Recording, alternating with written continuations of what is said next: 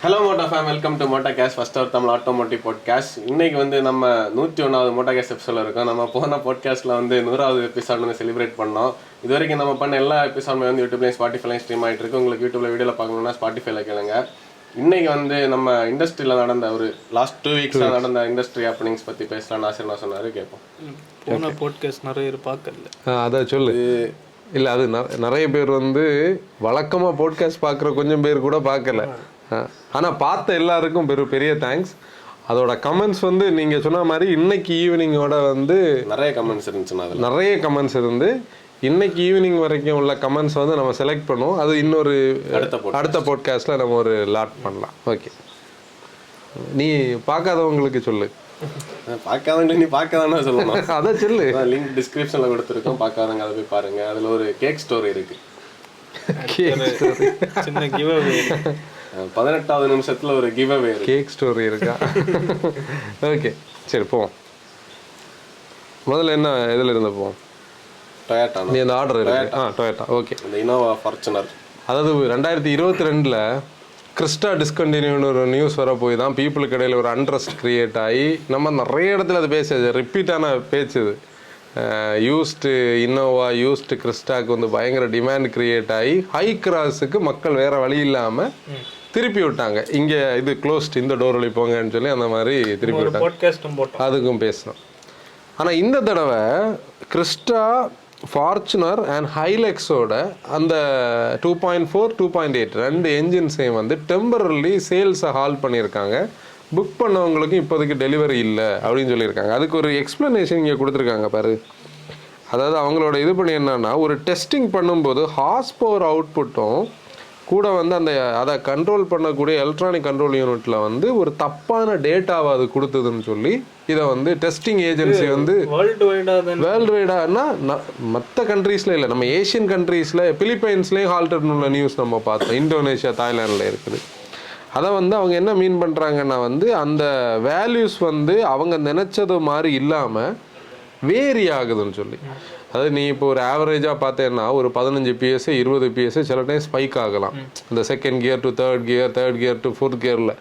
அதனால அவங்களோட கர்வ் வந்து முன்னாடி ஸ்மூத்தாக இருந்ததை வந்து இப்போ ஸ்பைக் ஆகும் பட்சத்தில் அது ஒரு தப்புன்னு சொல்லி அவங்க என்ன பண்ணுறாங்க, measured using electronic control unit and irregularities concern the smoothing of power and torque curves.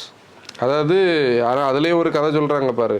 But did not lead to any overstating or over claims on horsepower, torque or other powertrain related issuesன்னு.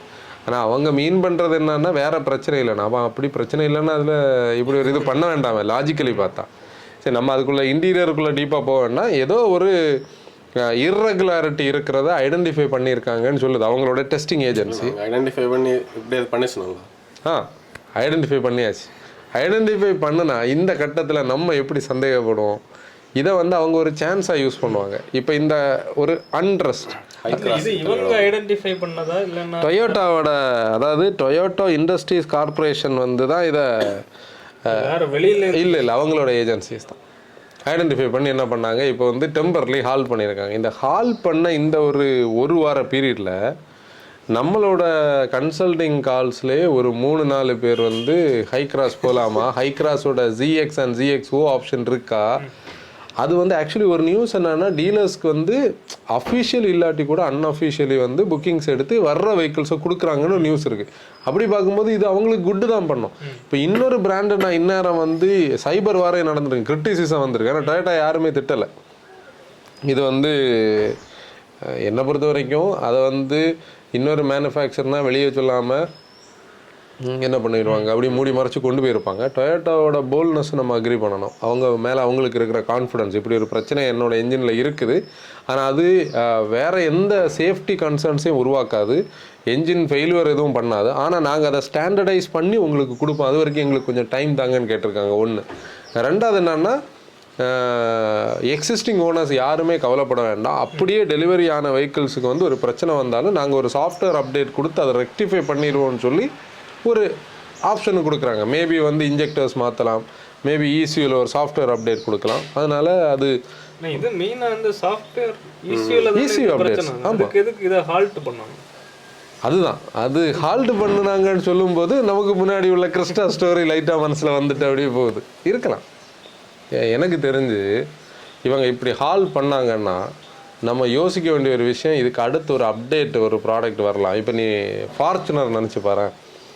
இப்போ அவங்களுக்கு ஒரு ஃபார்ச்சுனரில் ஒரு hybridisation கொண்டு வரணும்னு ஒரு plan இருக்குன்னா இவங்க இதை ஒரு யூஸாக பண்ணலாம். எங்களுக்கு இதில் கொஞ்சம் ப்ராப்ளம்ஸ் நாங்கள் ஃபீல் பண்ணோம். வெளியில் உள்ள ஒரு ஏஜென்சி இதை கண்டுபிடிச்சா ஒரு பிரச்சனை. இது இவங்களே கண்டுபிடிச்சு இவங்களே அதை இது பண்ண அது எப்படின்னா சம்திங் ஃபிஷி. நீ சொல்கிறது ஒரு டீசல் கேட்டோட பழைய ஸ்கேம் மாதிரின்னா அது ஒரு பெரிய பிரச்சனை. இப்போ நம்ம ஒரு டொயோட்டாவோட ஹிஸ்ட்ரி எனக்கு எடுத்து பாருங்க. குவாலிஸை விட்ரா பண்ணி இன்னோவாவை தந்தாங்க. இன்னோவா நல்லா போயிட்டு இருந்த நேரம் யாருமே ஹைப்ரிட் கேட்கல, அதுக்குள்ளே ஹைப்ரிட்டை கொடுத்தாச்சு. இப்போ நீ ஒரு ஃபார்ச்சுனருக்கு எப்படியாச்சும் ஒரு ஹைப்ரிடைசேஷன் கொண்டு வரணும். ஏன்னா கவர்மெண்ட் கிட்ட இருந்து நெருக்கடி இருக்கும்னா பாலிசியில் இருந்து ஃபார்ச்சுனருக்கு ஒரு ஹைப்ரிடைசேஷன் வரணும். அப்போ அதுக்கான ஒரு சான்ஸை சொல்லலாம்ல. எங்களுக்கு இந்த டெஸ்டிங் ஏஜென்சி இதில் இப்போ இருக்கிற கவர்மெண்ட் நார்ம்ஸ் படியோ இல்லை ப்ரோட்டோக்கால் படியோ எங்களோட வெஹிக்கிள் அந்த ஸ்டாண்டர்ட் வேல்யூலேருந்து கொஞ்சம் ஹைலைட், அதனால நாங்கள் ஹைப்ரிட்டுக்கு மாறிட்டோம்னா அந்த மாஸ் அப்படியே மாறிடும். இருக்கலாம், அவ்வளோ தூரம் யோசிக்காமல் இருக்க மாட்டாங்கல்ல. சரி, இதுதான் அடுத்து பாரத் மொபிலிட்டி எக்ஸ்போ. ஆக்சுவலி என்னன்னா பாரத் மொபிலிட்டி எக்ஸ்போ அது ஈவெண்ட் ஹேப்பன் ஆகிற டைம் தெரியாது. நம்ம ஃபோட்டோஸ் எல்லாம் அது வேற ஏதோ இல்லை எக்ஸ்போ ஸ்டார்ட் ஆன நேரம் எனக்கு தெரிஞ்சது. அன்னைக்கு திருப்பூர் மோகன் அண்ணா ஃபோன் பண்ணி என்கிட்ட டவுட் கேட்டார். திருப்பூர் மோகன் அண்ணா இந்த வருஷம் ஆட்டோ எக்ஸ்போ நடக்குது அப்படின்னு கேட்டார். அப்போ நான் சொன்னேன், இல்லைண்ணா இந்த வருஷம் ஆட்டோ எக்ஸ்போ இல்லை, நமக்கு அடுத்த வருஷம் கோவிட் வரலைன்னா 24 நடக்க வேண்டியது, 23 இனி 25. அப்போ என்ன நடக்குது அப்படின்னு கேட்டபோது நான் சொன்னேன் அது பாரத் மொபிலிட்டி எக்ஸ்போ. அது டெல்லியை பொறுத்தவரையில் நிறைய எக்ஸ்போஸ் நடக்கும். இப்போ நம்ம சென்னையில் அவங்க நடத்துனாங்கல்ல ஆட்டோ மோட்டோ எக்ஸ்போ, இது மாதிரி சம்படி நடத்துறது. எனக்கு அதோட பேக்ரவுண்ட் ஒன்றும் தெரியல. ஆனால் இந்த அளவு ஆர்கனைஸ்டாக நடத்துறாங்க, இவ்வளோ பீப்புள் 1.5 லட்சம் பீப்புள் விசிட்டர்ஸ் இருந்திருக்கு, நல்ல பெருசாக நடந்திருக்கு. பெருசாக யாரும் கண்டென்ட் மேக் பண்ணல. நம்மள மாதிரி உள்ள கண்டென்ட் கிரியேட்டர்ஸ் போய் கண்டென்ட் மேக் பண்ணல. பெரிய பிராண்ட்ஸ் என்னன்னா அதை கவர் பண்ணியிருந்தாங்க.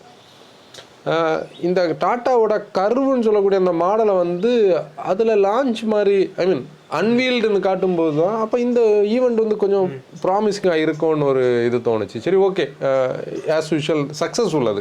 ஏன்னா இந்தியாவில் ஆட்டோ எக்ஸ்போ யார் நடத்தினாலும் அதை சப்போர்ட் பண்ணணும்னு சொல்லக்கூடிய ஒரு இன்டென்ஷன் எனக்கும் இல்லை நமக்கும் இருக்கிற ஒரு ரீசன் என்னென்னா, ஆட்டோ எக்ஸ்போஸ் வேர்ல்டு வைடாக கம்மியாகிட்டே தான் வருது.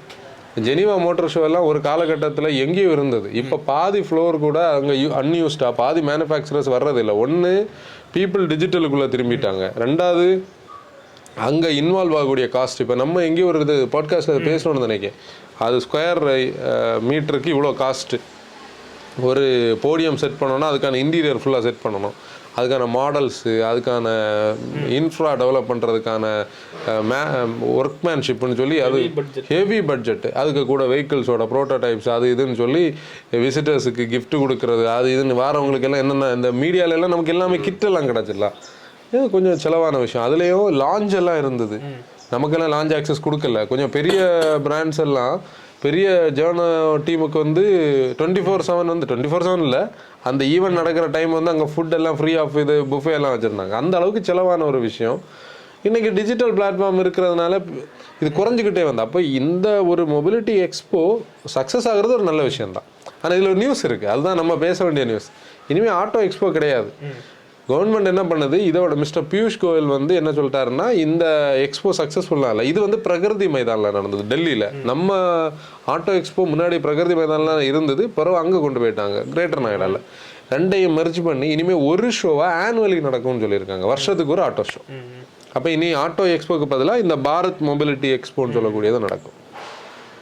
அடுத்து இந்த ஃப்ரான்ஸோட லைனப் ஹைப்ரிட்டும் அதையும் பேசிடுவோமா? ஓகே. இப்போது ஆக்சுவலி என்னென்னா, ஃப்ராங்ஸோட பையிங் இப்போ நேற்றைக்கும் என்னோடய ஃப்ரெண்ட் ஒருத்தர் இங்கே மார்த்தாண்டமில் தான் இஎஸ்ஐயில் ஒர்க் பண்ணுற மகேஷன் பேர், அவரும் ஃப்ராங்ஸ் வாங்குறதுக்காக ஓட்டி பார்த்துட்டு 1 லிட்டர் இன்ஜின் எல்லாம் நம்ம ஊர் ஸ்டைலுக்கு இங்கே யாருக்கும் டக்குன்னு சாய்ஸில் வராது, பூஸ்டர் ஜெட் இன்ஜின். 1 லிட்டர் வேண்டாம், 1.2 எண்ணெய் பெட்ரோல் போதும், ஆனால் டெல்டா ப்ளஸ் வரைக்கும் தான் இருக்குது, ஏஜிஎஸ் வேணும், ஆட்டோமேட்டிக் வேணும். ஏறி உட்காந்தோன்னா ஃப்ராங்ஸோட லோ லையிங் சீட்டை புரிஞ்சுக்கிட்டாச்சு. ஏன்னா லோ லையிங் சீட் பிரச்சனை. அப்போ அதில் அவங்களுக்கு இருக்க ஒரு ஆசை என்னது, எது இருந்தால் நல்லா இருந்திருக்கும், ஒரு சீட் ஹைட் அடிச்சுட்டு தான் இல்லை, அது மிஸ் ஆகுது. ரிவர்ஸ் கேமரா நம்ம அடிஷனலாக தான் வாங்கி மாட்டணும். அப்போ அந்த ஏஜிஎஸ் இந்த 1.2 இருக்கிற வேரியண்ட்லேயே ஒரு சீட்டா வரைக்கும் மாதிரி இவங்க வச்சுருந்தாங்கன்னா அதோட இது கொஞ்சம் சீட்டா வரைக்கும் வச்சிடலாம். இது அவங்க பண்ணணும். ஆனால் இப்போ அவங்க மாருதி பண்ண போகிறது என்னன்னா 1 லிட்டரை வந்து லோவர் வேரியண்ட்டுக்கு எடுத்துகிட்டு வராங்க. இப்போ டெல்டா ப்ளஸில் இருக்குல்ல, அதை கீழே எடுத்துகிட்டு வர்றதுக்கு அவங்க பிளான் பண்ணுறாங்க. ஏன்னா அவங்களுக்கு ஆனால் ரீசெண்டாக ஒரு நம்பர் வந்துல 10 மாதத்தில் 1,07,000 யூனிட்ஸ் கிட்ட விற்றுருக்கு. அதில் 70% கிட்ட 1.2 தான். அப்போ அந்த 1 லிட்டர் வந்து ரேராக தான் வாங்குறாங்க. அந்த பீரியடில் என்ன சொல்கிறது, இனி அதை இம்ப்ரூவ் பண்ணலான்னு இவங்க யோசிக்கிறாங்க. ஹைப்ரிட் ஆக்சுவலி என்னென்னா, நம்ம ஒரு ஸ்விஃப்ட்டுக்கான ஒரு ஹைப்ரிட் ஒரு இது பேசியிருந்தோம். அப்புறம் Z12 என்ஜின் பற்றி ஒரு பாட்காஸ்ட் பேசியிருந்தோம். Z12 பொறுத்தவரையில் 82 PS 108 Nm 3 சிலிண்டர் என்ஜின். இந்த Z12-வை வந்து அவங்க என்ன பண்ண போகிறாங்க, இனிமேல் வரக்கூடிய ஃபியூச்சர் ப்ராடக்ட்ஸில் எல்லாத்துலேயும் நம்ம எதிர்பார்க்கலாம். இப்போ அன்வீல் ஆகக்கூடிய ஸ்விஃப்ட் 4th ஜென் ஸ்விஃப்ட் வந்து ப்ராபபிளி ஒரு 3 வீக்ஸ் டைம் நினைக்கிறேன். 3 வீக்ஸ் டைமில் வந்து அது அனௌன்ஸ் ஆயிரும். அதுக்கப்புறம் டிசைர் வருது. ஸ்விஃப்ட்டு வந்து ஹைப்ரிட் வரும்னு நம்ம எதிர்பார்த்தோம். ஆனால் மாருதி வந்து என்ன பண்ண போகுதுன்னா, இப்போதைக்கு ஹைப்ரிட் இல்லை. இப்போ இந்த என்ஜின் வந்துட்டு ஃப்ராங்ஸை 2025 ஹைப்ரிட் ஆக போகுது. இப்போ ஹைப்ரிடைசேஷன் பொறுத்தவரையில் நம்ம ஆல்ரெடி எக்ஸிஸ்டிங்காக இருக்கிற ஹைப்ரிட்ஸ் வந்து பேரலல் ஹைப்ரிட்ஸ்னு சொல்லுவோம். பேரலல் ஹைப்ரிட்ஸ்னு சொல்லக்கூடிய கான்செப்ட் என்னென்னா, உனக்கு என்ஜின் வந்து ஜென்ரேட்டராகவும் ஒர்க் ஆகும், என்ஜின் வந்து பவரும் தரும், 2 கம்பைண்டாக ஈசி வீட்டிலேருந்து அவுட்புட் போகும். அந்த ஒரு இமேஜ் நெட்டில் கிடைக்கும் பார்த்துக்க. ஆனால் சீரிஸ் ஹைப்ரிட்னு சொல்லக்கூடிய கான்செப்டை தான் இவங்க இப்போ ப்ரொப்போஸ் பண்ண போகிறாங்க. சீரிஸ் ஹைப்ரிட் வந்து ரேஞ்ச் எக்ஸ்டெண்டர்னு மட்டும்தான் பேசுவாங்க. ரேஞ்ச் எக்ஸ்டெண்டரோட வேலை என்னன்னா, இது ஜென்ரேட்டராக மட்டும்தான் ஒர்க் ஆகும். என்ஜின் வந்து வீலுக்கு பவர் ஒரு காலமே கொடுக்காது. என்ஜினோட வேலை வந்து பேட்டரியை சார்ஜ் பண்ணிக்கிட்டே இருக்கும், ஈவி மாதிரி அது ஓடிக்கிட்டே இருக்கும். அப்போ இந்த என்ஜின் நாய்ஸ் வந்து அந்த இதை வரைக்கும் கம்மியாக இருக்கலாம். ஆனால் அவங்க 35 கிலோமீட்டர் எஃபிஷியன்சி கிடைக்கும்னு சொல்கிறாங்க. Z12Eன்னு நினைக்கிறேன் அந்த சீரீஸ். அதை தூக்கி வந்து ரேஞ்ச் இது ஆக்சுவலி நம்ம வந்து எக்ஸ்ட்ரெயிலோட ஃபியூச்சர் பற்றி பேசும்போது ஒரு பாட்காஸ்ட் பேசணும். அதில் வந்து இடெக்னு அவங்களோட ஒரு டெக்னாலஜி இருக்குது. அது வந்து இந்த இதே கான்செப்ட். நிசான் வந்து இந்தியாவில் ஒரு ஹேஷ்பேக், அதுக்கு பேர் என்னன்னு தான் டக்குன்னு எனக்கு ஞாபகம் வரல. லீஃப் வந்து பியூர் இவி. இன்னொரு ப்ராடக்ட் அது வந்து அது மேபி எனக்கு இப்போ டக்குன்னு ஞாபகம் வரல. நீ அதை இமேஜை நான் கண்டுபிடிச்சி தரேன். இல்லை ஜூக்கில் வந்து ஹேஷ்பேக் அதில் அவங்க இந்தியாவில் கொண்டு வந்தால் அதுக்கு ஒரு ஃபீஸிபிலிட்டியும் பார்த்தாங்க. இந்த ரேஞ்ச் எக்ஸ்டெண்டர் கான்செப்ட் தான் யூஸ் பண்ணுவாங்க. இது வந்து சீரியஸாக இருக்கும். இது ஒருவேளை காஸ்ட் ஏதாவது காஸ்ட் கம்மி. ப்ளஸ் வந்து இவங்க இன்டென்ஷன் வந்து ஒரு ஹைவே காராக இல்லாமல் மிக்ஸ் ஆஃப் சிட்டிஸ்னால இவங்களுக்கு இதோட பர்பஸ் வந்து ஓகேயாக இருக்கும். இவங்க பர்பஸ் சர்வ் ஆகும்னு சொல்லி அது ஃப்யூச்சரில் அடுத்த ஸ்விஃப்ட்டு அப்புறம் டிசைர் அப்படின்னு இதோட ஹைப்ரிடைசேஷன் போகும். ஆனால் டொயோட்டாவோட ஹைப்ரிடை இங்கே அவங்க எடுத்துகிட்டு வரல. டொயோட்டோட ஹைப்ரிடை எடுத்துகிட்டு வராமல் இன்ஹவுஸாக சுசுக்கியோட ஹைப்ரிட். அப்படியே இதுலேயே அந்த ஸ்விஃப்ட் டிசைரோட ஜென்னையும் செக்டர். ஆமாம், இண்டஸ்ட்ரியில் அடுத்து வர்ற ஒரு பெரிய அப்டேட் இப்போ தான் அதோட இமேஜஸ் பார்க்குறோம். இண்டஸ்ட்ரியில் வரக்கூடிய ஒரு அப்டேட் வந்து ஸ்விஃப்ட் டிசைரோட 4th ஜென்ரேஷன். அதாவது ஸ்விஃப்ட் இந்த இன்ஜினில் தான் இதே என்ஜின் தான் ஹைப்ரிட் கிடையாது. முதல்ல ஹைப்ரிட் வராது. அங்கே தான் ஒரு நியூஸ் இருக்குது. நம்ம போன போட்காஸ்ட் முந்தின போட்காஸ்ட்டில் வந்து மிஸ்டர் சைலேஷ் சந்திரா வந்து ஹைப்ரிடைசேஷனுக்கான டேக்ஸ் கட்டை வந்து எதிர்த்தாருன்னு சொன்னோம் தெரியுமா. இவங்க சுசுக்கியோ டொயோட்டோவோ பெட் பண்ணுறதே அதை தான். இப்போ நீ அந்த இண்டஸ்ட்ரி போகிற அந்த ஃப்ளோவை நீ பார்த்துட்டு இருந்தேன்னா, இப்போ நீ வந்து டாடா மோட்டார்ஸ் வந்து பியூர்லி எலக்ட்ரிக் பார்த்து அவங்க போயாச்சு. அவங்க டிசைட் பண்ணியாச்சு. நீ மகேந்திரா வந்து ஒரு காலகட்டத்தில் எஸ்யூவி ஒல்லின்னு சொன்ன போது ஆடாக இருந்தது. இவங்க ஏன் இப்படி இருக்காங்க எஸ்யூவி மட்டும். ஆனால் இன்றைக்கி அவங்க அந்த லைன் அப் அதுக்கேற்ற மாதிரி செட் பண்ணியாச்சு. அந்த மார்க்கெட்டும் க்ரோ ஆச்சு. டாட்டாவும் அதே மாதிரி வந்து ஈவி ஒல்லி கான்செப்டுக்கு தான் போகிறாங்க. நீ வந்து டாட்டா கர்வ் நம்ம பேசும்போது அதை கனெக்ட் பண்ணலாம். ஈவி ஒல்லி கான்செப்டுக்கு தான் போகிறாங்க. ஈவி கான்செப்டில் போய் அவங்க தனியாக ஒரு ஷோரூமும் ஓப்பன் பண்ணியாச்சு. அப்போ அவங்களுக்கு ஏன்னா 5% தான் ஈவிக்கு ஜிஎஸ்டி, மற்ற கார்ஸுக்கு 48% இருக்குது. இவங்க ஹைப்ரிடுக்கு டேக்ஸ் கட் வந்தால் டாடா மோட்டார்ஸ் என்ன ஃபியர் ஆகுதுன்னா, பீப்புள் வந்து ஈவிஸுக்கு இப்போ இந்த டெக்னாலஜி நீ பாரு, நீ ஈவியோட ரேஞ்ச் பேனிக் ஒன்று கிடையாது. ஆக்சுவலி இது ஒரு எலக்ட்ரிக் கார் தான். நீ வந்து எலக்ட்ரிக்கில் போய் நின்று சார்ஜ் பண்ணுறதுக்கு பதிலாக இதுவே சார்ஜ் பண்ணிகிட்டு இருக்க. ஹைவேஸுக்கு போனாலும் போக முடியுமே. ஃபியூலை போடுற போயிட்டு இருக்க 30 கிலோமீட்டர்னு நினைச்சு பாரு, மொத்த இண்டஸ்ட்ரியை மாத்தி போடும். இல்ல 30 கிலோமீட்டர் நீ சும்மா ஒரு விஷுவலைஸ் பண்ணி ஸ்கூட்டரோட கிடைக்கும்னா உன்னோட பைக்கோடைக்கும் 23 கிடைச்சது இல்ல, கண்டிப்பா கிடைக்கும். கண்டிப்பா அதுவும் இந்த Z12 சொல்லக்கூடிய என்ஜினோட என்ஜினியரிங் எங்க இருக்குன்னா ஃபியூல் எக்கனாமில இருக்கு. இது ஏஆர்ஏக்கு ஈக்குவலண்டா ஃபியூல் எஃபிஷியன்சி தருது இல்ல, கொடுக்கும். ஏன்னா டிபெண்டன்சி உனக்கு என்ஜின்ல லோடு இல்லை.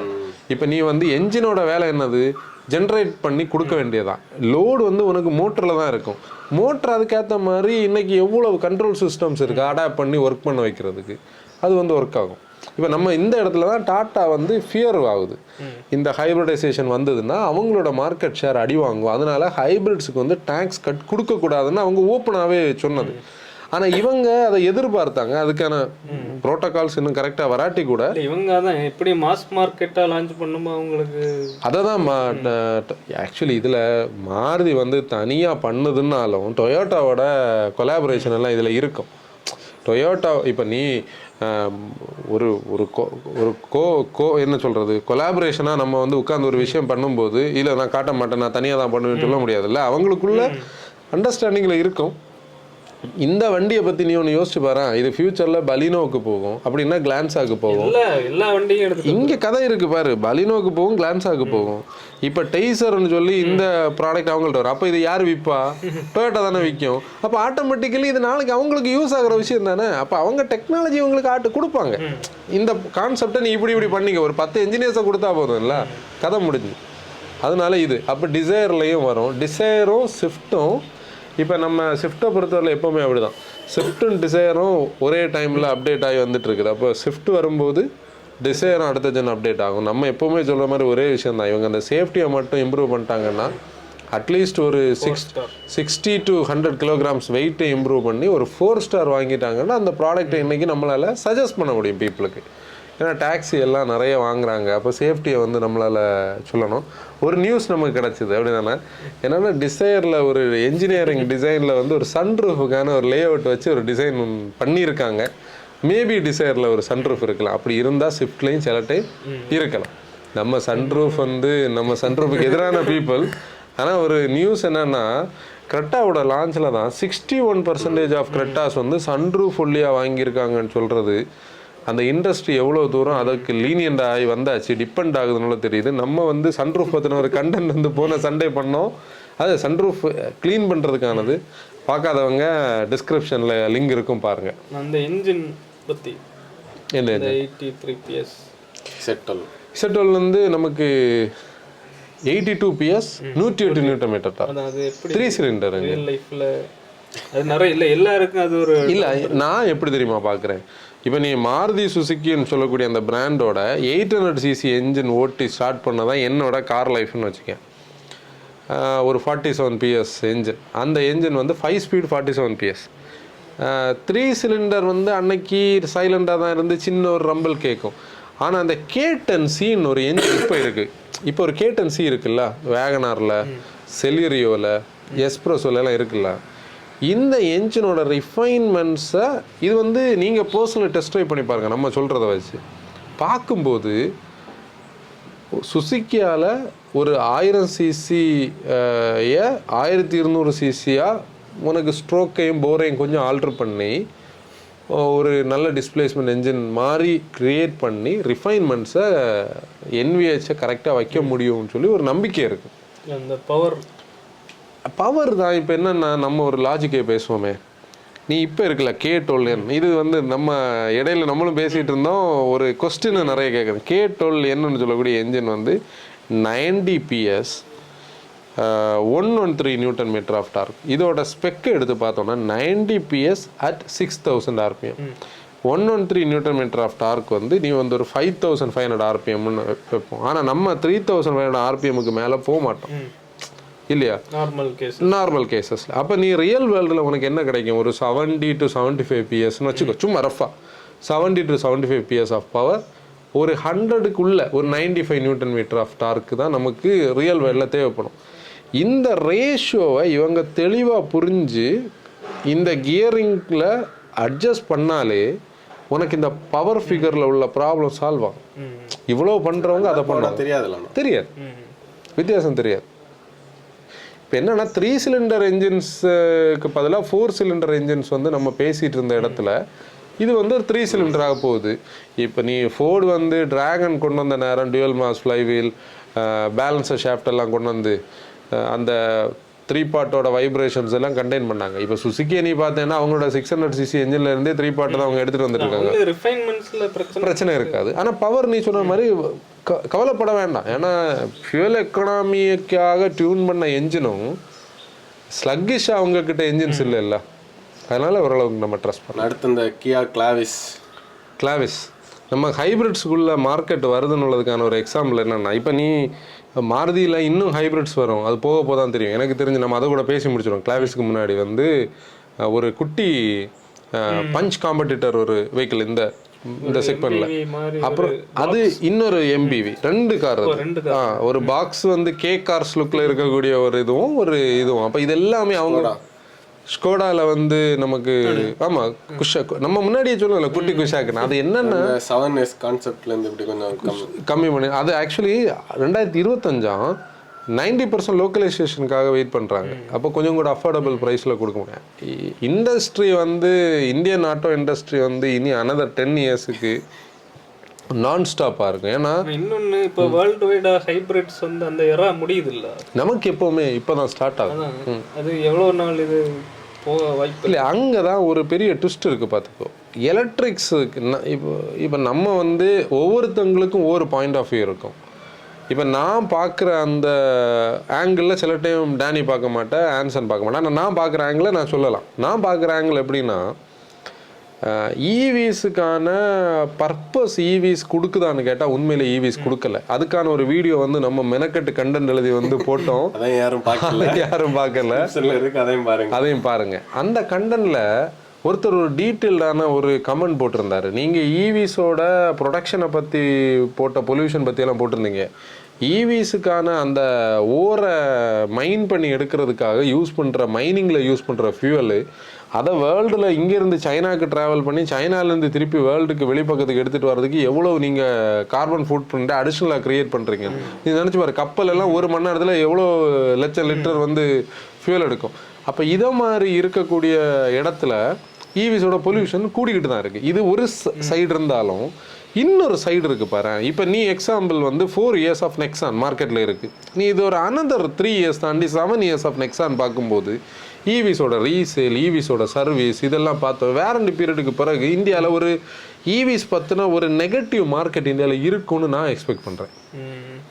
அதாவது இப்போ இருக்கிறது இல்லை, இப்போ வந்து வாங்கியிருக்காங்க. இதோட கன்சர்ன்ஸ் எப்போ ரைஸ் ஆகும்னா, இதோட அந்த இன்ஃப்ரா கிடையாது, மெக்கானிக்ஸ் இருக்காங்களா, எங்கே இருக்காங்க, நீ ஓஇயை மட்டும்தான் இது பண்ணணும். ஓஇயில் வாரண்டி பீரியடில் ரீப்ளேஸ் தான் பண்ணணும், ரிப்பேருக்கு ஸ்கோப் கிடையாது.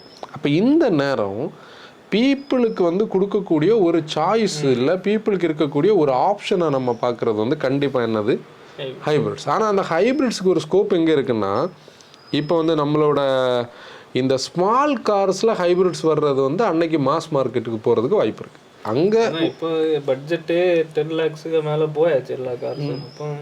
இப்போ ஒரு ஹேட்ச்பேக்கு 13 லட்ச ரூபா ஹைப்ரிட்னாலும் பெரிய டீல் இல்லை. ஆமாம், அந்த ஒரு மார்க்கெட்டுக்கு வரும்போது அன்னைக்கு அதுக்கான ஒரு பீரியட் வரும். இப்போ கிளாவிஸ் பற்றி பேசுவோம். கிளாவிஸில் ஹைப்ரிட் வருது. கிளாவிஸோட இதில் ஐஸ் இருக்குது, ஹைப்ரிட் இருக்குது, ஈவி இருக்குது. அதுக்கு 3க்கு ஏற்ற மாதிரி தான் வந்து 2025ல் கியா கொண்டுறது. கியாவோட ஃபஸ்ட்டு ஹைப்ரிட் காராக வந்து கிளாவிஸ் இருக்கும். கிளாவிஸ் எக்ஸ்டரோட காம்படிட்டர். அப்போ அந்த சப்காம்பேக்ட் எஸ்யூவி செக்மெண்ட் நீ பார்த்தேன்னா இந்தியாவில் ஹேட்ச்பேக்னு ஒரு செக்மெண்ட் ஆல்மோஸ்ட் முடிஞ்சிடும். இந்தியாவோட என்ட்ரி பாயிண்டில் இருக்கிற செக்மெண்ட் எப்படி இருக்கும்னா, சப்காம்பேக்டோட பேஸ் மாடல் என்ட்ரி பாயிண்டில் இருக்கும். சப்காம்பேக்டோட ஐஸ் என்ஜின் வந்து ப்ரீமியம் இல்லை, மிட் வேரியன்ட்ல இருக்கும். சப்காம்பேக்டோட ஹைப்ரிட் வந்து எங்கே இருக்கும், ப்ரீமியமில் இருக்கும். சப்காம்பேக்டோட ஈவி வந்து அதுக்கு அடுத்து ப்ரீமியமில் இருக்கும். அப்போ இந்த சப்காம்பேக்டுக்கு அப்படி ஒரு லைனப் கிடைக்கும். அதாவது நீ ஒரு 7 லட்சம் ரூபாயிலேருந்து 15 லட்சம் ரூபா வரைக்கும் அது எக்ஸ்டெண்ட் ஆகும். இது வந்து என்னை பொறுத்த வரைக்கும் காம்பேக்ட் எஸ்யூவி இன்னும் நல்லா க்ரோ ஆகும். ஏன்னா எக்ஸ்டரோட சக்ஸஸ் பார்க்கலாம். மாருதி வர ஃப்ராங்ஸுக்கு பதிலாக இன்னொரு குட்டி கார் கொண்டு வருது. டாட்டாவோட பஞ்ச், இப்போ பஞ்ச் ஈவி வேற வந்தாச்சு. அப்போ பார்க்கும்போது இது எல்லாமே சேர்த்து அது ஒரு பஞ்ச் ஈவி வந்தப்போ நீ அந்த செக்மெண்ட்ல யார் லான்ச் பண்ணாலும் இதெல்லாம் எடுத்துட்டு சிட்ரன் ஆல்ரெடி லான்ச் பண்ணியாச்சு. EC3 இல்லை அந்த செக்மெண்ட் க்ரோ ஆகுது. கரெக்டாக என்லைன் தான். கிரெட்டா என்லைன், கிரெட்டாவோட என்லைனை பொறுத்தவரை என்னன்னா இடையில ஒரு பாட்காஸ்ட்ல பேசிடுறேன். ஆமாம் இல்லை அது வென்யூ என்லைன் பண்ணுறதை விடைக்கும் எப்போவுமே பெஸ்ட் வந்து கிரெட்டா என்லைன். i20 என்லைன் பண்ணலாம், ஏன்னா அதோட பாடி ஷேப்பும் அதோட கிரவுண்ட் கிளியரன்ஸும் இருக்குது. வென்யூ என்லைன் வந்து அவங்களோட ஒரு என்ஜினியரிங் ஸ்டெப்பப்பாக தான் நான் பேசுவேனே தவிர அது வந்து ஒரு கம்ப்ளீட் பேக்கேஜாக நம்ம சொல்ல முடியாது. ஏன்னா சாதா வென்யூட அது லுக்ஸில் கொஞ்சம் இருக்கும், ப்ளஸ் டைனாமிக்கலி அதுதான் என்ஜினியரிங் ஸ்டெப்பப். ஆனால் அதோட அவுட்புட்டை பெர்ஃபெக்டாக நம்ம எடுக்கணும்னா அது கரெக்டாக வரணும். அப்போ அதை டிஸ்டிங்விஷ் பண்ணி கொண்டு வந்திருக்காங்க, ஒரு நல்ல விஷயம். பார்க்குறதுக்கு அந்த ப்ளூ கலர் ப்ளஸ் அவங்களோட அந்த ஒரு கிரே, அதுக்கு டெக்னிக்கல்லையும் வேற இருக்கும். அது அந்த நெக்ஸோ சீரீஸில் உள்ள ஒரு இது, அது பார்க்குறதுக்கு நல்லா இருக்குது. ஒரு கமர்ஷியல் ஷூட்டோட வீடியோஸை நம்ம மக்கள் எடுத்து போட்டாங்க. அது டர்போவில் மட்டும்தான் வரும், அது ஒன்று தான் நமக்கான வருத்தம். அந்த இதில் பெர்ஃபார்மன்ஸ் தானே டீசலை வந்து நீ ஒரு 125 130 PS டியூன் பண்ணி ஒரு இன்னும் ஸ்டிப் ஆக்கி அப்படின்னு சொல்ல வருது. அப்படி கிடையாது. நம்ம டீசல் நம்ம பேசுறோம், ஓகே அது அக்ரி வேற எப்படி கம்மி இல்லை. நமக்கு நம்ம ரீஜன் இல்லை நம்ம ஜாகிரபிக்கான ஒரு இது இருக்குல்ல. இப்போ நான் வந்து டர்போ பெட்ரோல் இன்ஜின்ஸ் வந்து எனக்கு பிடிக்காதுன்னு கிடையாது, நம்மளோட அப்ளிகேஷன் தான் இங்கே பிரச்சனை. இப்போ நான் வந்து இருக்கிற இடம்னா நம்ம இருக்கிற இடம் மார்த்தாண்டம். இங்கே டர்போ பெட்ரோல் இன்ஜின்ஸ் ஒரு செட் ஆகுமா, டர்போ டீசல் செட் ஆகுமா? டீசல் தானே செட் ஆகும். நம்மளோட லைஃப் ஸ்டைலுக்கு, இந்தியன் லைஃப் ஸ்டைலுக்கு எக்கனாமி எதில் கிடைக்கும்? டீசலில் தான் கிடைக்கும். இது சென்னை சிட்டிக்கும் செட் ஆகும். நான் சொல்கிறேன் இந்த கதை பெங்களூருக்கும் செட் ஆகும், கோயம்புத்தூருக்கும் செட் ஆகும். ஏன்னா டிராஃபிக்கில் இது ரெண்டுக்கும் மேட்ச் ஆகும். கூட ஒரு டிசிடின்னு சொல்லக்கூடிய ஒரு விஷயத்த நம்ம வந்து கொஞ்சம் கன்சர்ன்டாக ஓனர்ஷிப் வச்சுருப்போமா, இல்லை டார்க் கன்வெர்ட்டர் பிரச்சனை இல்லை யூஸ் பண்ணலாம். இதுதான் நம்ம பேசுகிறது பியூர் கிரவுண்ட் ரியாலிட்டி, ப்ராக்டிக்கல். ஏன்னா அதுதான் நம்ம அப்படி தானே நம்ம ஒரு என்ன சொல்லுவாங்க, ஒரு டீசல் கரெக்டாக அவங்க டியூன் பண்ணுவோம். டேனி சொல்ல மாதிரி டியூன் பண்ணலாம். நீ வந்து அந்த என்ஜின் அதோட மிட் ரேஞ்சு ஸ்ட்ராங் தானே. இப்போ நம்ம எக்கோ ஸ்போர்ட்டோட என்ஜினை மிட் ரேஞ்சை நீ எவ்வளோ டியூன் பண்ணாலும் சவுண்டு தான் கேட்கும். அது ஒரு லிமிட்டுக்கு மேலே அது வராது, கஷ்டம். ஆனால் இவங்களோட இந்த என்ஜின் வந்து 1.6 அளவுக்கு முன்னாடி இருக்கிற 1.6 அளவுக்கு வைடு இல்லாட்டி கூட மிட் ரேஞ்ச் சூப்பர் ஸ்ட்ராங். அது அந்த ஆல்கசாரில் எல்லாம் மிட் ரேஞ்சை அழுத்தும் போது நான் இந்த கால் உடையிறதுக்கு நம்ம அந்த கிறிஸ்மஸ் வரும் ஆல்கசார் வந்து ஒரு அலைன்மெண்ட் இஷ்யூ இருந்ததுன்னா அன்றைக்கி டெஸ்ட் ட்ரைவ் எடுக்க போனேன். உண்மையிலே அதோட மிட் ரேஞ்சை நான் தேர்டில் போட்டு இழுக்கும் போது தான் அது போகுது, இழுத்து எடுத்துகிட்டு போகுது. அந்த என்ஜின் வந்து அந்த பொட்டன்ஷியல் இருக்குது. அப்போ நம்ம என்ன பண்ணலான்னா ஒரு 115 PS நீ என்ன பண்ணணும், ஒரு 130 PS ஆக்கணும். போதும் 130 PS ஆக்கணும். 250 Nm சாலிடாக 300 Nm ஆக்கி விடலாம். அவ்வளோதான், முடிஞ்சு போச்சு. உனக்கு 4th இருந்து 6th ரேஷியோ மட்டும் நீ நினச்சி பாரு. Manual, no automatic, only manual. அவ்வளோதான், வண்டி வேறு. அதுதான் ஒரிஜினல் என்லைன், அதுதான் ஒரிஜினல் என்லைன், இந்தியாக்கான என்லைன். இது வந்து ஹிண்டே அது வெர்னால் ஒரு என்லைன் வந்தால் இப்போ இருக்கிற வெர்னாவோட வந்து கொஞ்சம் கூட அந்த செக்கர்ட் ஃப்ளாகில் ஒரு ரெட் கலரும் இந்த லோ ஸ்லங் ப்ளஸ் வெர்னாவோட கரண்ட் சேசியோட குவாலிட்டி அதில் வந்து ஒரு மேக் சென்ஸ். இல்லை மற்றபடி இந்த எலன்ட்ரா இதெல்லாம் நம்ம ஃபாரின்ல உள்ள கார்ஸ் அன்னைக்கு டேனி அந்த ஃபோட்டோ காட்டிகிட்டு இருந்து வேற லெவலில் இருந்து பார்த்தியா, அது ஒரு அந்த ஃப்ளோ பார்த்தியா, அதான் அது இது மேக் சென்ஸ். இப்படி பண்ணால் அது புள்ளி. ஆனால் அவங்க என்ன பண்ணுவாங்க, கண்டிப்பாக வந்து அந்த 160 PS தர மாட்டாங்க. அது 160 PS 253 Nm வந்து பொட்டண்டான என்ஜின், அதுல எல்லாம் நமக்கு டவுட் இல்லை. ஆனால் நமக்கு லைஃபுக்கு அது செட் ஆகாத. 10 கிலோமீட்டர் மைலேஜில் ஒரு 12 கிலோமீட்டர், அதான் இதை வேற இதை நீ இழுத்தா 10 எங்கே கொடுக்கும், அதான் மேட்டர். ஓகே, இப்போது டாடா கர்வ் உண்மையிலேயே நான் வந்து நம்ம ஆட்டோ எக்ஸ்போவில் ஒரு கண்டென்ட் பண்ணோம் எல்லாருக்கும். அன்னைக்கு அந்த காரை பார்க்கும்போது அதோட ரியர் வந்து வேற மாதிரி இருந்தது. அது என்னோட கண்ணுக்கு பிரச்சனையா இல்லை நான் பார்த்த விஷன் மட்டும்தான் மிஸ்டேக்கான எனக்கு தெரியல. இல்லை அதில் என்ன பண்ணியிருந்தாங்கன்னா அதில் இந்த இது கிடையாது, கேப்பு கொஞ்சம் கூட அமுங்கி இருந்து இது பெரிய டயர். ஆமாம், இது ப்ரொடக்ஷன் ரெடியான ஒரு வெர்ஷன் வந்தபோது நெக்ஸானை அப்படியே எடுத்துகிட்டு வந்துட்டு நெக்ஸானை அப்படி கட் பண்ணி நாச்பாக் டிகாரோட பூட்டை இன்டெகிரேட் பண்ண ஒரு ஃபியூஷன் ப்ராடக்ட் ஆகிட்டு. ஆனால் நம்ம அவங்க கொடுத்த அந்த கர்வுன்னு சொன்ன அந்த கான்செப்டுக்கு கொடுத்த இமேஜை கர்வு லூஸ் பண்ணுச்சு. ஏன் லூஸ் பண்ணுச்சுன்னா நெக்ஸானோட ஃபேஸ் லிஃப்ட்டில் கர்வில் இருந்த ஃப்ரண்ட் ஏஜை ஃபுல்லாக மாற்றியாச்சு. அதான பிரச்சனை. இப்போ நீ இது யூனிக்காக இருந்திருந்தால் நமக்கு இன்னைக்கு இந்த டிஃப்ரென்ஸ் வந்து நெக்ஸானாவும் கர்வாகவும் வச்சுருந்தா இருந்திருக்கும்.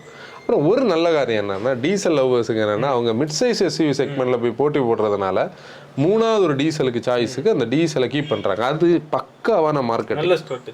ஏன் தெரியுமா? இல்லைன்னா அவங்க தான் அவங்க விரல ஆணி அடிப்பாங்க. ஏன் தெரியுமா? 1.2 GDI சொன்னால் இங்கே கன்வின்ஸ் பண்ண முடியாது. அந்த செக்மெண்ட்டில் போய் இருக்கிற 1.2 ரோவர்ட்ரான் ஒர்க் அவுட் ஆகாது. ஈவி தான் அவங்க ப்ரைமரி.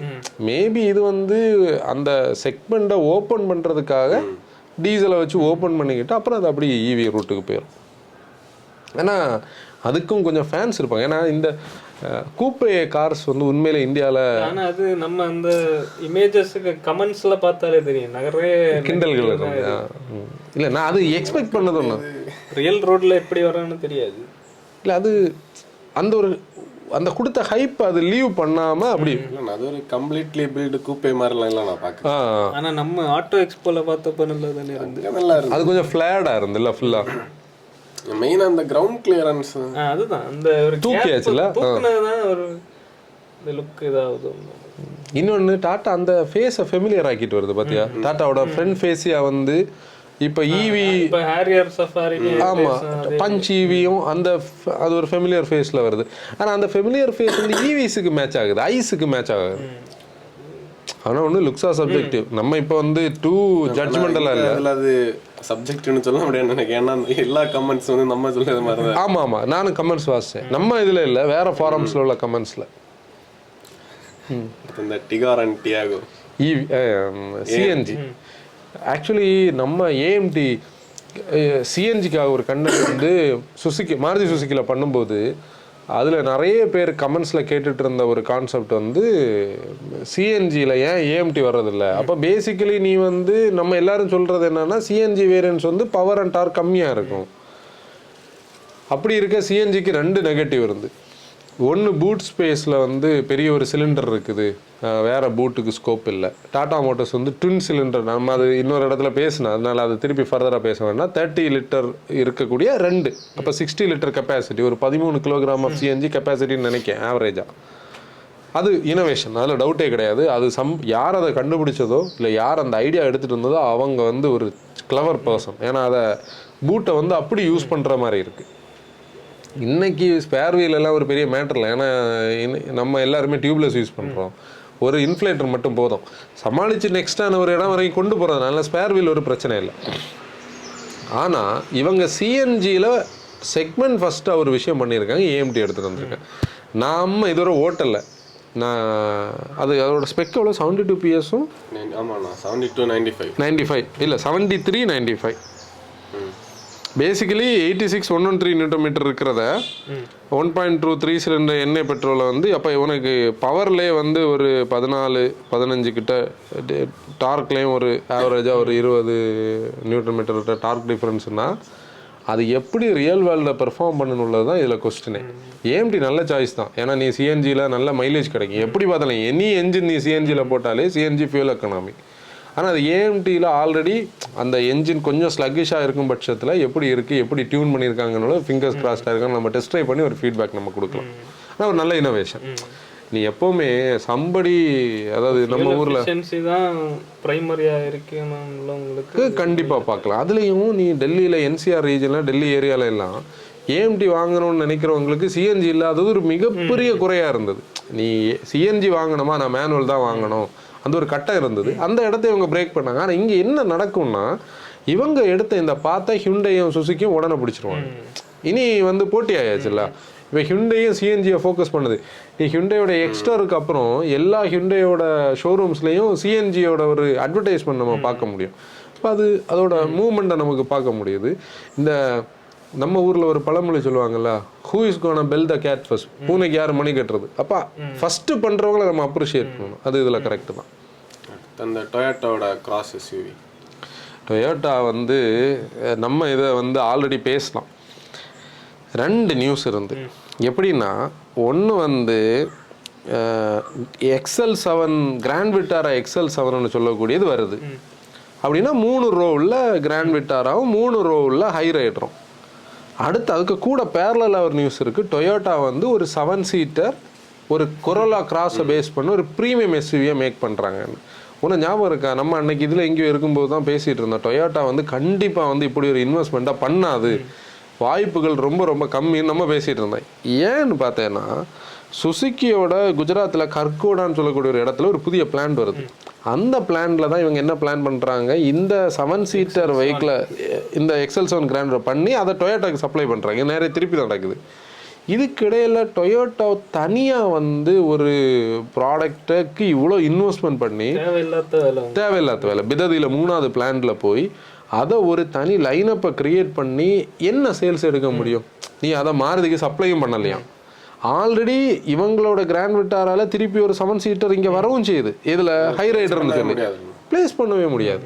அப்போ அதுலேயே ஒரு செட் ஆஃப் ஒரு கன்ஃபியூஷன் இருந்து அது நினைச்சது மாதிரியே வந்து ரூமியோன்னு வச்சிருக்காங்க. இனி டைசர் அது வந்து அது ஒரு கன்ஃபியூஷனை கிரியேட் பண்ணுச்சு பார்த்தியா.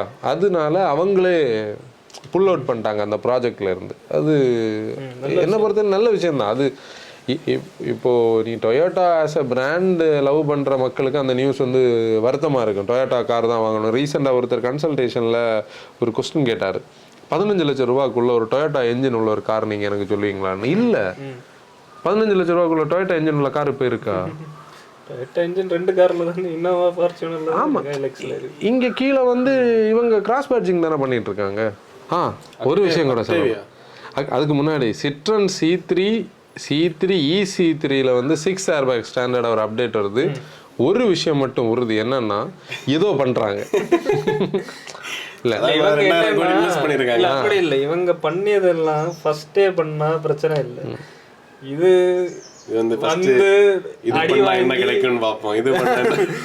கடைசியில இது வெளியிலே தெரியாம போயிடும். அந்த அக்டேவியாவோட டிசைன் ஸ்கெட்சஸ் வந்து வேற லெவல்ல இருக்கு. கேட்டாங்க அக்டேவியால சூப்பர் தானே இந்தியா கொண்டு வரதா சொல்றாங்க. உண்மையில அந்த காரை நான் வந்து ஒரு ஆடு மாதிரி ஒன்று அன்னைக்கு ஓடிட்டு இருந்த ஒரு கிரீன் கலர்ல ஒன்று அதை பார்த்து தான் சார். அதாவது கார்ஸ் வந்து இன்னைக்கு ஒரு மாதிரி டிஜிட்டலான ஒரு ஃபீல் இருக்குது நமக்கு, ஒரு ஈவி ஸ்பீரிட்ல அப்படிதான். ஆனாலும் இந்த கார்ஸ் எல்லாம் பார்க்கும்போது அதுலேயும் அந்த ப்ளூ கலர் அந்த ஒரு ஃபீல் எல்லாம் அது வேற லெவல். அது டைம்லெஸ் டிசைன். அந்த டிசைன்ஸ் எல்லாம் இனி இல்லை, அது சும்மா நீ ஒரு அந்த காரை நீ இப்போ ஒவ்வொருத்தரும் ஒவ்வொரு ஆங்கிளில் பார்ப்பாங்க. என்னோட மைண்ட் செட்டில் அது எப்போவுமே ஒரு வின் டனலில் நிற்கிறது தான் எனக்கு மனசில் தோணும். எவ்வளவு ஏரோடைனமிக்காக இருக்கும், ட்ராக் கோஎஃபிஷியன்ட் கம்மியாகி அதோட எல்லா டிசைன் கியூஸ்லேயும் ஒரு ஏரோடைனமிக்ஸ் இருக்கும். ஸ்டேஷன் வேகனே பயங்கரமாக இருக்குது. அதான் அது வந்து அது ஒன்றும் வேண்டாம். ஸ்பாய்லர் வந்து எனக்கு வந்து ஸ்பாய்லர் வந்து மினிமலிஸ்டிக்காக இருக்கிற ஸ்பாய்லர்ஸ் பயங்கரமாக பிடிக்கும். இந்த ஸ்கோடா டிசைன் பண்ணுற ஸ்பாய்லர்ஸ் எப்போவுமே நீ பார்த்தேன்னா அந்த லிப் ஸ்பாய்லர் இருக்கா இல்லையானே உனக்கு கண்டுபிடிக்க முடியாது.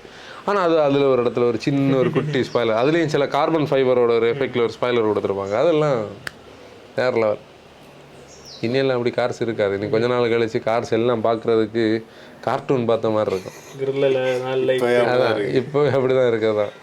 அதுலேயும் வேற இப்படி டச் பண்ண அந்த சூப்பர் கார் பிளாண்டியோட வீடியோஸ் எல்லாம் பார்த்தேன். BMW வந்து டச் சென்ஸ் பண்ற கிரில் எல்லாம் டிசைன் பண்ணியிருக்காங்க. இல்ல அதுல என்னன்னா இப்படி சுத்துது, நம்மளோட மூடுக்கு ஏற்ற மாதிரி கலரை சேஞ்ச் பண்ணலாம், ஸ்கின்ஸை சேஞ்ச் பண்ற இப்படி எல்லாம் வரும். பெயிண்ட் சேஞ்ச் ஆகுது. அதான் நான் ஸ்கின் சேஞ்ச் ஆகும்னு சொன்னது. அதெல்லாம் இனி வரும்போது நம்ம அப்ப என்ன தெரியுமா பண்ணணும், இல்ல நம்ம கொஞ்சம் பேர் தான் அப்படி இருப்போம். இந்த மக்கள் வந்து என்ன கார் அந்த காலத்துல இப்ப தாத்தா மாதிரி சொன்னது மாதிரி இல்ல. உண்மையிலேயே எனக்கு இது புரிஞ்சது எப்பன்னா, BMW-யோட iX சீரீஸ் இல்ல i7 ஆகலாம், iX ஆகலாம், இந்த கார்ஸ் எல்லாமே வந்து நம்ம அன்னைக்கு சென்னையில் என்னன்னா அட்டோ 3 இதெல்லாம் ஷூட் பண்ணிட்டு இருந்த நேரம் ஒரு செட் கார்ஸை தனியாக விட்டு இதெல்லாம் பார்த்து அதோட கிரில் எல்லாம் பார்த்து இந்த கோல்டன் கலர் கிட்னி எல்லாம் பார்த்து அது பெல்ட் லைன் எல்லாம் கோல்டெல்லாம் பார்த்த போது எனக்கெல்லாம் என்ன பிராண்ட் இது, இந்த பிராண்ட் இது என்ன டிசைனுக்கு மூவாக இருக்காங்கன்னு ஒரு மாதிரி ஃபீலில் இருந்து.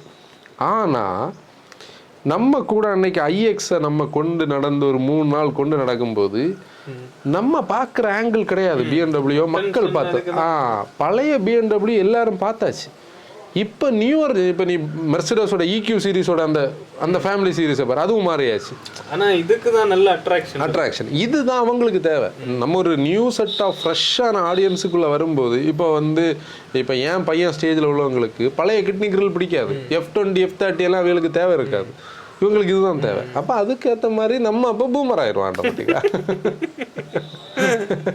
இதில் நம்ம இன்னும் ஓல்டாக நம்ம கிடக்கும். அதாவது இப்போ எப்படி தெரியுமா, பழைய mark 2 ambassador, premier Padmini, 60s 80s இல்லை உண்மையிலே பழைய சிஃபானி, அதில் வந்து இந்தியாஸ் ஃபர்ஸ்ட் டீசல் ஹேட்ச்னு இடையில வரணும். நம்ம இதை பற்றி பேசியிருக்கனாலும் இந்தியாஸ் ஃபர்ஸ்ட் டீசல் ஹேட்ச் அந்த சிஃபானி D1 இது எங்கேயாவது ஒரு கார் கிடைக்குமா? இப்படி எல்லாம் நம்ம திருப்பி டபுள் பூமருக்குள்ள எங்க போயிட்டு இருக்கோம். டபுள் பூமர், பூமர் இல்லை அது அந்த பீப்புளோட அந்த அந்த கம்பெனி இருக்கணும். யாரெல்லாம் பூமர்னு அதுல எனக்கு ஒரு விஷயம் நீ பார்த்தேன்னா கேட்டதானா, யாரெல்லாம் பூமர்னு கீழே கமெண்ட் பண்ணுங்க. இல்லை அது நம்ம லைஃப்ல இந்த அட்வைஸ் கொடுக்குற லெவல் இல்லாமல் கார்ஸ் அப்படி பார்த்தா நம்ம மோட்டோ வேகனை அதில் மோட்டோ ஃபேமாக இருக்கிற மக்கள் எல்லாருமே இந்த மென்டாலிட்டி உள்ள பீப்புளாக தான் இருப்பாங்க. இவங்களுக்கு யாருக்குமே ஈவிஸ்ன்னு சொல்லி ஒரு மென்டாலிட்டிக்குள்ளே இவங்க வந்திருக்க மாட்டாங்க. இவங்கெல்லாம் அந்த ஐஸோட அந்த ஃபீலை தெரிஞ்சவங்க. எனக்கு என்னென்னா இப்போ கொஞ்ச நாள் நம்ம வீட்டில் இருக்கோமா, இந்த பழைய கார்ஸை பற்றின அந்த ஒரு இந்த ஃபோட்டோஸு அதோட கண்டென்ட் எல்லாம் சும்மா போக போக பழசுக்கு மேலே இன்னும் கொஞ்சம் கூட ஈர்ப்பு கிடைக்குது. நம்ம ஒரு ப்ராடக்ட் ஒன்று பேசிகிட்டு இருந்தோம், அது இப்போ இதில் சொல்ல வேண்டாம், பிறகு பேசுவோம். டைம் ஆகுது. ஓகே, க்ளோஸ் பண்ணுவோம். ஓகே மோட்டா ஃபேமிலி எபிசோட் க்ளோஸ் பண்ணிடலாம். நம்மளுடைய பழைய பாட்காஸ்ட் எல்லாமே யூடியூப்லையும் ஸ்பாட்டிஃபைலையும் ஸ்ட்ரீம் ஆகிட்டு இருக்கு. போய் பாருங்கள், கேளுங்க. This is Anson signing off. ஆசியர் டிரைவ் ரெஸ்பான்சிபிலிட்டி.